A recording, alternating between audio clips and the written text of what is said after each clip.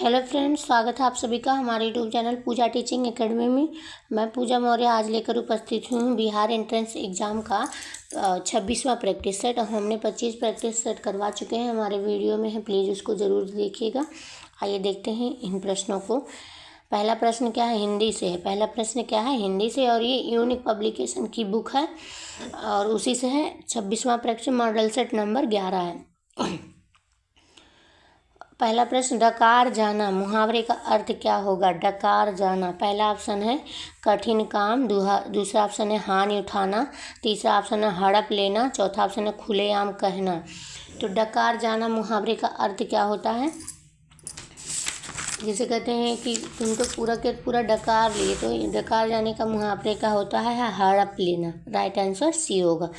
Next question, दिए गए शब्द के पर्यायवाची शब्द का चयन करें। खग, खग मतलब क्या होता है, खग मतलब होता है पक्षी। तो पक्षी का पर्यायवाची इसमें क्या होगा, पहला ऑप्शन है पशु, दूसरा ऑप्शन है कबूतर, तीसरा ऑप्शन है तोता, चौथा ऑप्शन है पक्षी। तो खग का पर्यायवाची होगा पक्षी। राइट आंसर डी होगा। नेक्स्ट क्वेश्चन, दिए गए वाक्य में रेखांकित खंड को प्रतिस्थापित करने के लिए उपयुक्त विकल्प का चयन करें। उसकी शिकायत पूर्णतया सही थी। उसकी शिकायत पूर्णतया सही थी। तो पहला ऑप्शन प्रतिशब्द, दूसरा ऑप्शन अधिकतम, तीसरा ऑप्शन अक्षरशः, चौथा ऑप्शन है लगभग। तो यहाँ पे कौन सा सही रहेगा, यहाँ पे रहेगा अक्षरशः। अक्षरशः सही थी। राइट आंसर सी होगा। नेक्स्ट क्वेश्चन, जिस समास में प्रयुक्त शब्दों में से कोई भी शब्द प्रधान नहीं होता अपितु बाहर से ही आकर कोई शब्द प्रधान बन जाता, उसे क्या कहते हैं। तो उसे बहुब्रीहि समास कहते हैं, कि मतलब अन्य पद प्रधान हो उसे बहुब्रीहि समास कहते हैं। राइट आंसर सी होगा। द्विगु समास संख्यावाची शब्द को द्विगु समास कहते हैं। कर्मधारय किसी एक की विशेषता बताता है। नेक्स्ट क्वेश्चन, जीव जंतु में कौन सा समास है, पहला क्या लगा है, योजक चिन्ह लगा। तो योजक चिन्ह से पहचान जाएंगे कि उसमें कौन सा, उसमें द्वंद्व समास है। राइट आंसर क्या होगा, बी होगा। तत्पुरुष की पहचान क्या होती है, कारक चिन्ह लगे होते काकी के, अव्ययी भाई अव्यय जुड़े होते हैं, द्विगु संख्यावाची होता है। नेक्स्ट क्वेश्चन, जी हाँ मैंने काम करना आरंभ कर दिया। इस वाक्य में जी हाँ कौन सा निपात है, पहला ऑप्शन है निषेधात्मक, दूसरा है बलदायक, तीसरा है प्रश्नबोधक, चौथा विस्मयादिबोधक। तो जी हाँ ये वाक्य पर बल प्रदान कर रहा है, इसलिए यह बलदायक निपात है। राइट आंसर क्या होगा, बी होगा, बलदायक निपात है। नेक्स्ट क्वेश्चन, मनीषा शब्द का विशेषण रूप निम्नलिखित में से कौन सा है। मनीषा का विशेषण रूप क्या होगा, पहला ऑप्शन है मानसी, दूसरा ऑप्शन है मनुषी, तीसरा ऑप्शन है मनीषी, चौथा ऑप्शन है मानसिक। तो मनीषा शब्द का जो विशेषण रूप होगा वो होगा मनीषी। क्या होगा, मनीषी होगा। राइट आंसर क्या होगा, सी। रंगशाला में समास कौन सा है, पहला ऑप्शन है कर्मधारय, दूसरा है तत्पुरुष, तीसरा है द्विगु, चौथा है अव्ययीभाव। तो रंगशाला में कौन सा समास है, रंगशाला, रंग का शाला, यानी कि इसमें क्या आया, का आया, का क्या है, कारक चिन्ह है, तो इसलिए तत्पुरुष समास है। राइट आंसर बी होगा। प्लीज़ हमारे चैनल को सब्सक्राइब जरूर करिए। नेक्स्ट क्वेश्चन, निम्नलिखित में से पवन का पर्यायवाची कौन सा, पवन क्या है, हवा है, हवा का पर्यायवाची क्या होगा, पहला ऑप्शन है चपला, दूसरा है दामिनी, तीसरा है समीर, चौथा विकार। तो यहाँ पे क्या होगा, तो यहाँ पे होगा शमीर। पवन का पर्यायवाची क्या होगा, शमीर होगा। राइट आंसर सी होगा। पवन का और पर्यायवाची क्या होंगे, हवा, वायु, मरुत, वात, बयार, ये सभी हवा के पर्यायवाची हैं। नेक्स्ट क्वेश्चन, हिंदी में पर्यायवाची शब्दों के प्रकार हैं। तो हिंदी में पर्यायवाची शब्द 3 प्रकार के होते हैं, पूर्ण पर्याय, पूर्ण पर्याय और अपूर्ण पर्याय। कौन, पूर्ण पर्याय और पूर्ण पर्याय और अपूर्ण पर्याय, ये 3 प्रकार के हिंदी में पर्यायवाची होते हैं। Right answer A. Next question, दिग्दर्शन का संधि विच्छेद करें। पहला ऑप्शन है दिग्दर्शन, दूसरा है दिग्दर्शन, तीसरा दिग्दर्शन, चौथा है दिग्धन दर्शन। तो इसका राइट आंसर क्या हो जाएगा? यहाँ पे दिग्दर्शन, दिग्दर्शन का क्या हो जाएगा? दिग्धन दर्शन। कौन सी संधि? व्यंजन संधि। कौन सी? व्यंजन संधि है। यहाँ का और दा मिलके क्या बनाए हैं? आधा गा बना लिए हैं। नेक्स्ट क्वेश्चन, अग्नि परीक्षा देना। अग्नि परीक्षा देना मुहावरे का क्या अर्थ होता है? पहला ऑप्शन हथेली पर आग रखकर दिखाना, दूसरा कठिन परिस्थिति में पड़ना, तीसरा अंगारों में जलकर दिखाना, चौथा अग्नि में प्रवेश करना। तो अग्नि परीक्षा देना मुहावरे का सही अर्थ क्या होगा? कठिन परिस्थिति में पड़ना। राइट आंसर सी होगा। नेक्स्ट क्वेश्चन, चरणों की मात्रा, यति और गति के आधार पर छंद कितने प्रकार के हैं? पहला साधारण और दंडक, दूसरा मुक्त और मात्रिक, चौथा सम, विषम और अर्धसम, चौथा सम और विषम। चरणों की मात्रा, यति और गति के आधार पर कितने प्रकार के होते हैं? तो इसका राइट आंसर क्या हो जाएगा?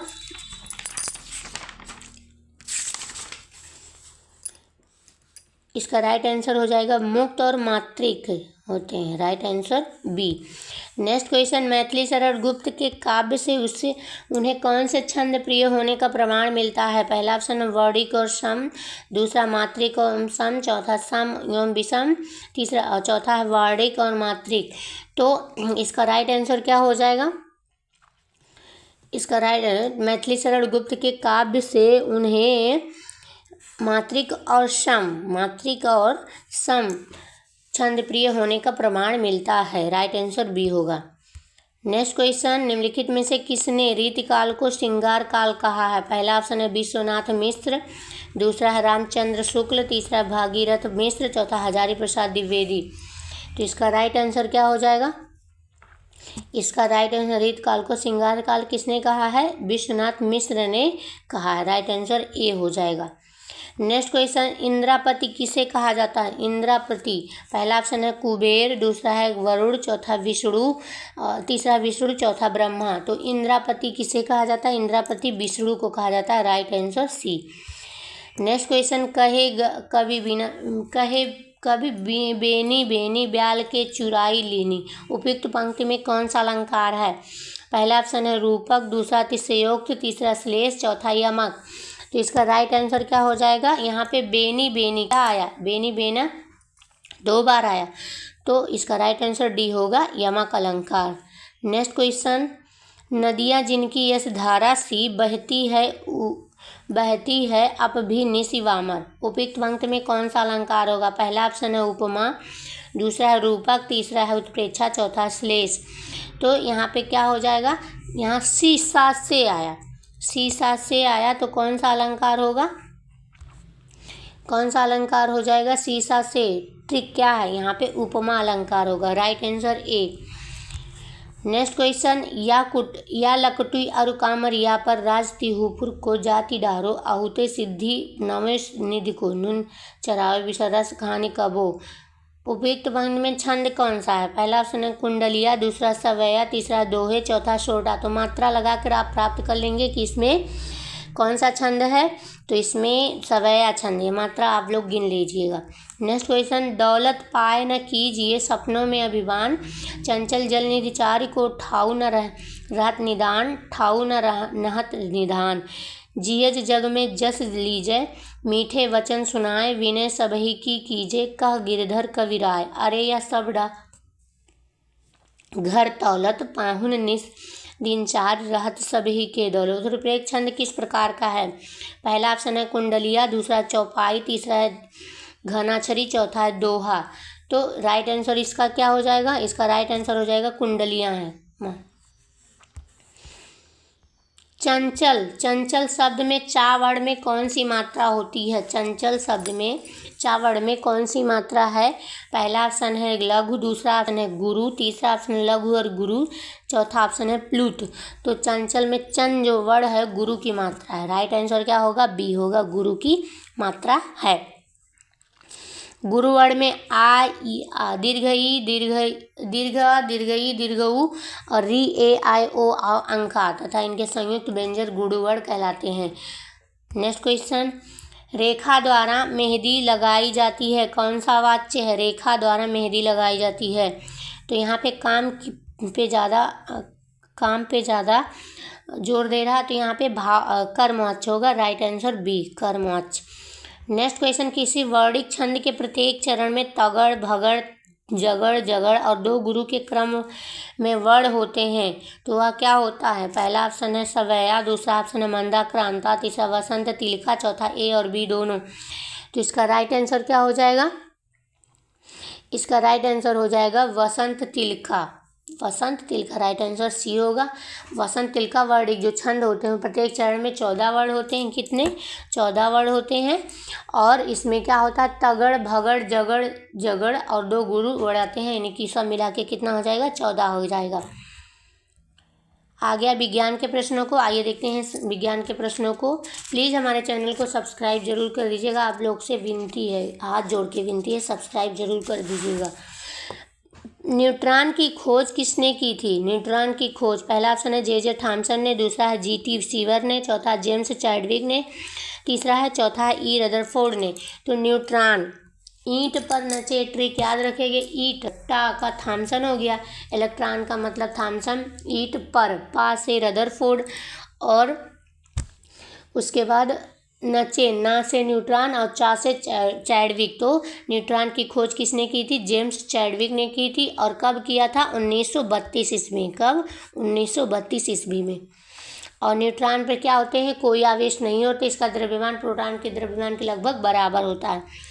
नेक्स्ट क्वेश्चन, तत्व जिनमें विभिन्न नाभिकीय आवेश है परंतु समान द्रव्यमान संख्या है कहते हैं। क्या है? द्रव्यमान संख्या समान होता है लेकिन नाभिकीय आवेश विभिन्न होता है, उसे क्या कहते हैं? पहला ऑप्शन है समस्थानिक, दूसरा संभावित, तीसरा समन्यूट्रॉनिक, चौथा है संभारिक। तो राइट आंसर क्या हो जाएगा? संभारिक कहते हैं। क्या कहते हैं? संभारिक कहते हैं, क्योंकि द्रव्यमान संख्या समान है। नेक्स्ट क्वेश्चन, केंद्र का इसके न्यूक्लियन से गठन में होता है। पहला ऑप्शन है द्रव्यमान में घटाव, दूसरा द्रव्यमान में बढ़ोतरी, तीसरा द्रव्यमान में कोई परिवर्तन नहीं, चौथा द्रव्यमान में बढ़ोतरी या घटाव। तो इसका राइट आंसर नाभिक का जो या केंद्रक का जो वास्तविक द्रव्यमान होता है, नाभिक में उपस्थित न्यूक्लियनों की योग से सदैव कुछ कम होता है। तो इसका राइट आंसर क्या हो जाएगा? इसलिए इसमें द्रव्यमान में अंतर यानी कि द्रव्यमान क्षति होती है, तो द्रव्यमान में घटाव होता है। राइट आंसर ए हो जाएगा। नेक्स्ट क्वेश्चन, निम्नलिखित में से किसका उच्चतम गलनांक है? पहला ऑप्शन है हीलियम, दूसरा ऑप्शन है NaCl, तीसरा ऑप्शन है अमोनिया, चौथा ऑप्शन है CaCl3। तो विकल्प के अनुसार जो है सबसे उच्चतम गलनांक सोडियम क्लोराइड की होगी, यानी कि नमक की होगी। इसे साधारण नमक का या समुद्र जल, खारे जल की झीलों, खनिजों में पाया जाता है। नेक्स्ट क्वेश्चन, निम्नलिखित के जलीय घोल से होकर एक विद्युत धारा को प्रवाहित किया जाता है, तो कौन सा विखंडित होता है? पहला ऑप्शन है क्या है? यूरिया, दूसरा ग्लूकोज है, तीसरा सिल्वर नाइट्रेट है, चौथा बेंजीन है। तो इस जो सबसे अच्छा मतलब कह रहा है कि जलीय घोल है, सबका जलीय घोल है और विद्युत धारा को प्रवाहित किया जाता है, तो इसमें विखंडन कौन हो जाएगा? ये जो सिल्वर नाइट्रेट होता है, AgNO3, यही इसका विखंडन हो जाएगा। राइट आंसर सी होगा। नेक्स्ट क्वेश्चन, ऑक्जेलिक अम्ल घोल के विरुद्ध कास्टिक सोडा घोल का अनुमापन के लिए अच्छा सूचक है। पहला ऑप्शन है मिथाइल ऑरेंज, दूसरा है मिथाइल रेड, तीसरा है फ्लूसरीन, चौथा फिनाइलएप्थिलीन। तो ऑक्जेलिक अम्ल घोल के विरुद्ध कास्टिक सोडा घोल का अनुमापन के लिए अच्छा सूचक क्या है? फिनाइलएप्थिलीन है। राइट आंसर डी होगा। फिनाइलएप्थिलीन एक अच्छा सूचक होता है, इसलिए डी होगा। नेक्स्ट क्वेश्चन, यदि एक लोहा तार को कॉपर सल्फेट के घोल में रखा जाता है तो पहला ऑप्शन है तांबा अवक्षेपित होता है, दूसरा लोहा अवक्षेपित होगा, तीसरा लोहा और तांबा दोनों ही अवक्षेपित होगा, चौथा है कोई परिवर्तन नहीं होगा। तो यदि एक लोहा क्या होता है? तार को कॉपर सल्फेट के घोल में रखा जाए तो तांबा अवक्षेपित हो जाता है। राइट आंसर क्या होगा? ए, तांबा जो है अवक्षेपित हो जाता है। नेक्स्ट क्वेश्चन, जल के क्वथनांक को के तापक्रम के रूप में परिभाषित किया जाता है। पहला, जल का वाष्प दाब वायुमंडलीय दाब के बराबर है, दूसरा बुलबुले का गठन, तीसरा वाष्प का निष्कासन, चौथा इनमें से कोई नहीं। तो जल के क्वथनांक वह तापक्रम है जिस पर जल का वाष्प जल का वाष्प दाब वायुमंडलीय दाब के बराबर हो जाता है। राइट आंसर ए हो जाएगा। यहाँ पे क्या भरा जाएगा, जल का वाष्प दाब वायुमंडलीय दाब के बराबर हो जाता है। नेक्स्ट क्वेश्चन, जब किसी घोल को एक अर्धपारगम द्वारा इसके विलायक से पृथक किया जाता है तब इस घटना को क्या कहते हैं। कोई घोल है, एक पारगम है, झिल्ली है, जिसके विलायक से पृथक किया जाए तो उस घटना को क्या कहेंगे, उस घटना को परासरण कहेंगे। राइट आंसर सी होगा। इनमें विलायक के अणु कम सांद्रता वाले विलयन से अधिक सांद्रता वाले विलयन की ओर गति करने लगते हैं। नेक्स्ट क्वेश्चन, जब स्नेहक कोलाइडी को जाना जाता है, जल स्नेहक कोलाइडी को जाना जाता है, पहला जल स्नेही के रूप में, दूसरा द्रव स्नेही के रूप में, तीसरा द्रव विरोधी के रूप में, चौथा है जल विरोधी के रूप में। तो जल स्नेहक कोलाइडी के रूप में किसे जाना जाता है, द्रव स्नेही के रूप में जाना जाता है। राइट आंसर बी होगा। नेक्स्ट क्वेश्चन, एक रेडियोधर्मी समस्थानिक की अर्धवायु 20 दिन है। 20 दिन है। यदि वस्तु का 100 ग्राम लिया जाता है तो 40 दिनों के बाद अवशिष्ट समस्थानिक का वजन होगा। तो एक रेडियोधर्मी समस्थानिक की जो अर्धवायु होती है, अर्धवायु की परिभाषा 20 दिन में 1/, मात्रा रह जाएगी, यानी कि कितना हो जाता है 1/10, और अगले 20 दिन में बराबर 40 दिन में 1/4 मात्रा शेष रह जाएगी। क्या हो जाएगी, 1/4 शेष में।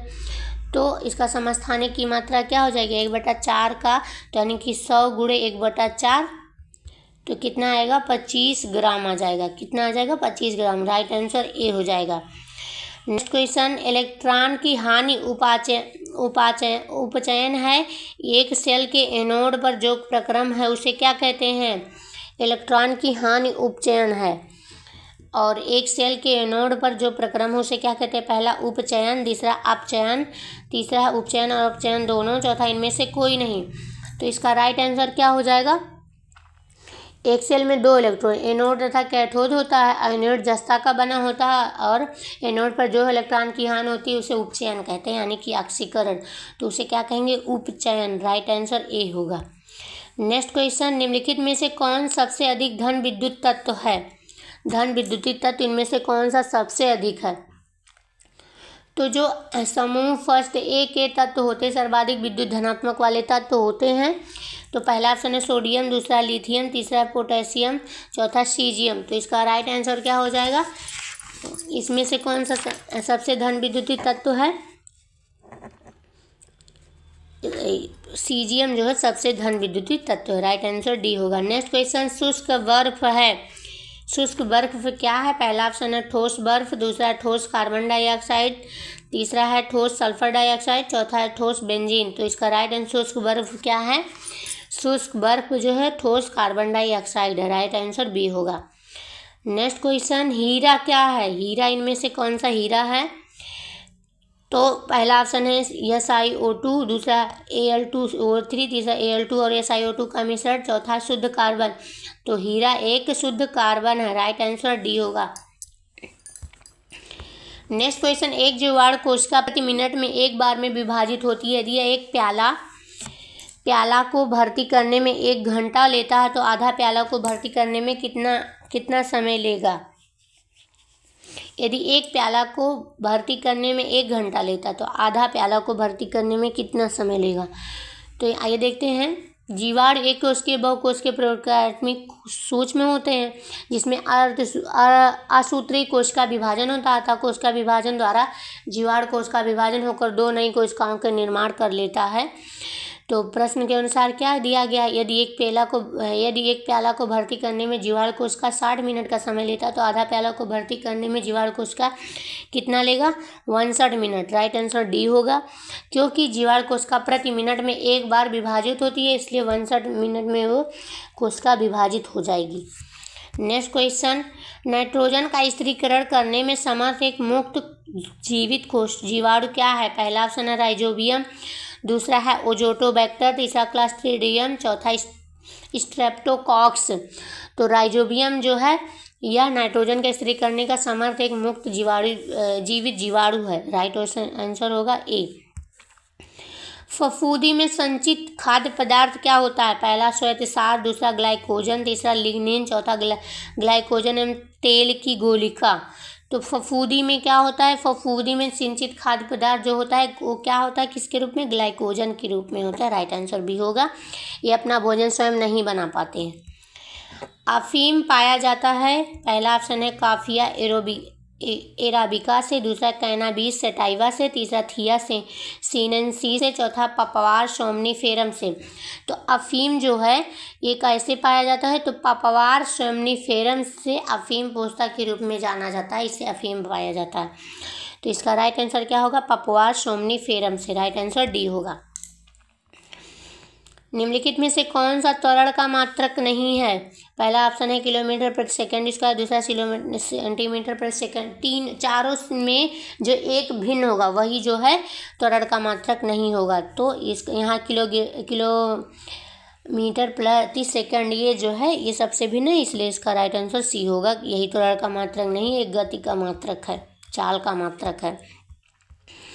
आ गया सामाजिक अध्ययन के प्रश्नों को, आगे देखते हैं सामाजिक अध्ययन के प्रश्नों को। सम्राट अशोक ने अपनाया कौन सा धर्म अपनाया, पहला ऑप्शन है इस्लाम धर्म, दूसरा जैन धर्म, तीसरा बौद्ध धर्म, चौथा ईसाई धर्म। तो सम्राट अशोक ने बौद्ध धर्म अपनाया। राइट आंसर सी होगा। और किस युद्ध के बाद, कलिंग के युद्ध के बाद उन्होंने बौद्ध धर्म अपनाया। नेक्स्ट क्वेश्चन, कौटिल्य ने रचना की, कौटिल्य ने किस चीज़ की रचना की, पहला ऑप्शन है अर्थशास्त्र, दूसरा मनुस्मृति, तीसरा है अथर्ववेद, चौथा रामायण। तो कौटिल्य ने अर्थशास्त्र की रचना की। राइट आंसर ए होगा। और वे चाणक्य के पुत्र के कारण चाणक्य कहे गए। वे किसके पुत्र थे, चाणक्य के पुत्र थे, इसलिए उनको क्या कहा गया, चाणक्य कहा गया। नेक्स्ट क्वेश्चन, अमीर खुसरो किसके शिष्य थे, पहला ऑप्शन है ख्वाजा बख्तियार काकी, तीसरा है ख्वाजा मोइनुद्दीन चिश्ती, तीसरा शेख निजामुद्दीन औलिया, चौथा शेख सलीम औलिया। तो अमीर खुसरो जो है ये निजामुद्दीन औलिया के शिष्य थे। कौन किसके, निजामुद्दीन औलिया के। राइट आंसर सी होगा। और इनके और एक शिष्य कौन है, हसन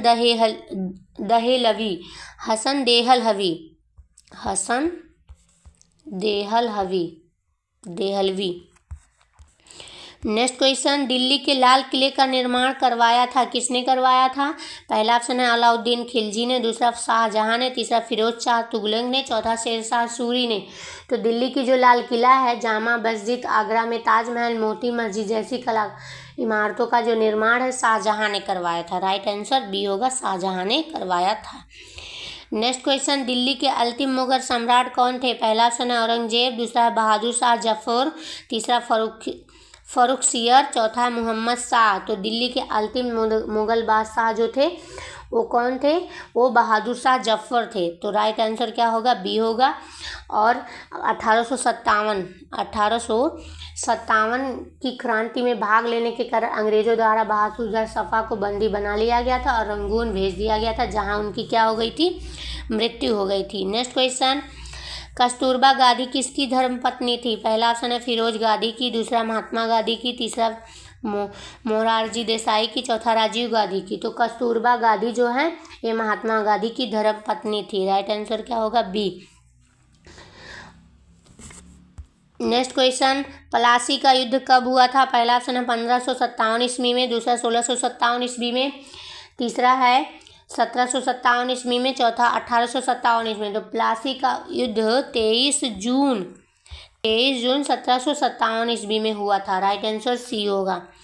नेक्स्ट क्वेश्चन, भारत को स्वतंत्रता प्राप्त हुई थी, पहला ऑप्शन है 2 अक्टूबर 1869 को, तीसरा 14 नवंबर 1879 को, तीसरा 15 अगस्त 1947 को, चौथा 26 जनवरी 1950 को। तो भारत को स्वतंत्रता 15 अगस्त 1947 को प्राप्त हुई थी, तो पूरा विश्व जानता है। राइट आंसर सी होगा। नेक्स्ट क्वेश्चन, यदि हमारे माता पिता दोनों अथवा दोनों में से कोई एक भारतीय नागरिक है तो हम हो जाते हैं, पहला जन्मजात नागरिक, दूसरा प्राप्त की हुई नागरिकता, तीसरा विदेशी नागरिक, चौथा इनमें से कोई नहीं। तो यदि हमारे माता पिता दोनों अथवा दोनों में से एक भारतीय नागरिक हो तो हम जन्मजात नागरिक हो जाते हैं। राइट आंसर क्या होगा, ए हो जाते हैं। भारत में एकल नागरिकता का प्रावधान है। भारतीय नागरिक संविधान के भाग 2 और अनुच्छेद 5 से 11 में निहित है। लोकतांत्रिक सरकार वह शासन व्यवस्था है जिसमें सामान्य नागरिक की भागीदारी होती है। दूसरा, सामान्य नागरिकों की कोई भागीदारी नहीं होती है। तीसरा, तानाशाही शक्तियाँ हावी होता है। चौथा, कोई संविधान नहीं होता है।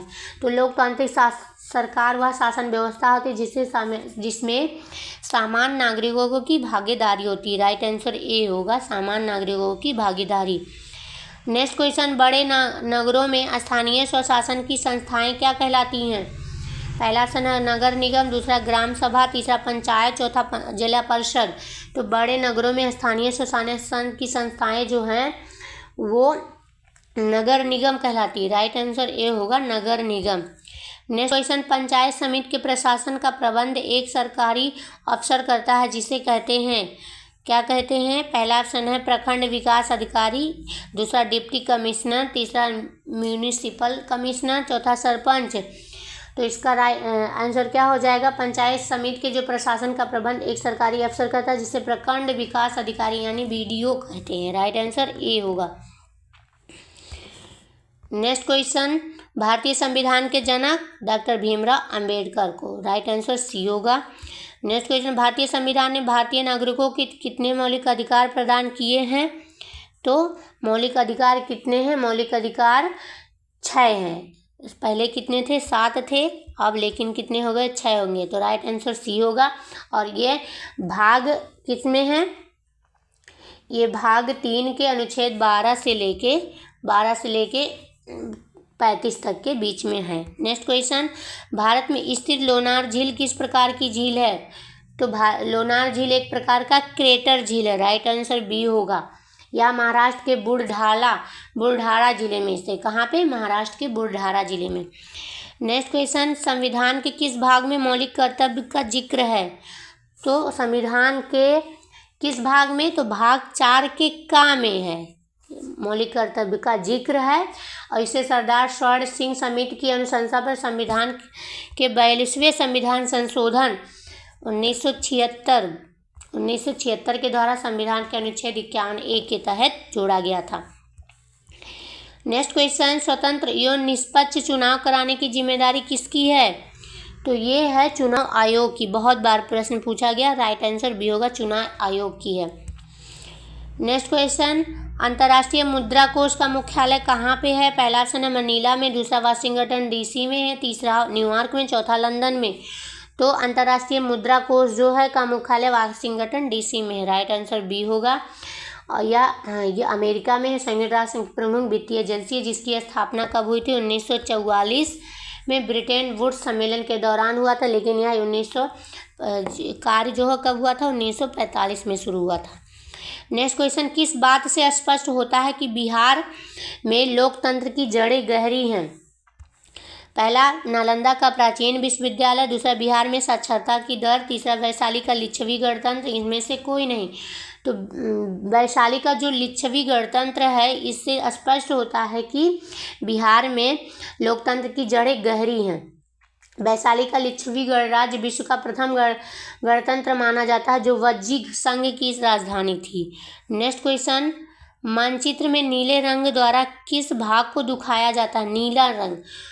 पहला ऑप्शन है पठार, दूसरा पर्वत, तीसरा जल, चौथा मैदान। तो जल को नीले रंग द्वारा दर्शाया गया है। राइट आंसर क्या होगा? सी होगा। पीले रंग से पठारों को दर्शाया गया है, पीले से पठार। और पर्वत को किससे दर्शाया गया है? भूरा रंग से पर्वत को दर्शाया गया है। और मैदानों को हरा रंग से मैदानों को दर्शाया गया था। तो ये थे हमारे GK GS और हिंदी और साइंस के प्रश्नों का। इसी प्रकार प्रश्न पाने के लिए हमारे चैनल को सब्सक्राइब करिए, लाइक करिए और ज़्यादा से ज़्यादा शेयर करिए। धन्यवाद।